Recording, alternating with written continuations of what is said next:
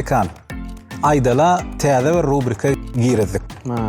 Bu rubrikada sen gulonga naushnik takyan. Naushnikda sana diňe aýdym eşdilýär. Men sana sorag berýän. Men berýän soragymy sen men agzymyň artikulasiýasyndan, hereketinden bilmeli. Jogabynam howa ýa-da ýok diýmeli. Düşündüm. Gydakly bolarmy? Gydakly bolar. Alın. Allah görelim.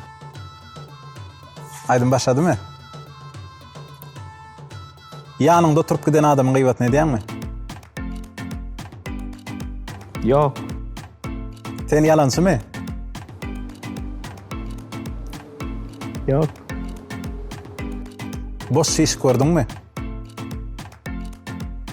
Aw. Aydymçylar aýdyma ses ýazanlaryna nerwiň oýnaýarlarmy? Aw. Dom dywany görýärdiňmi? Yok.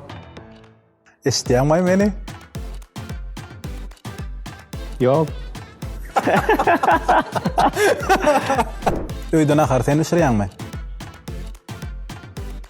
Aw. Garadonda öýüň hemmisini sen edýäň-de. Yok. Çok soru verdin bu yana. Kän sorag berdim.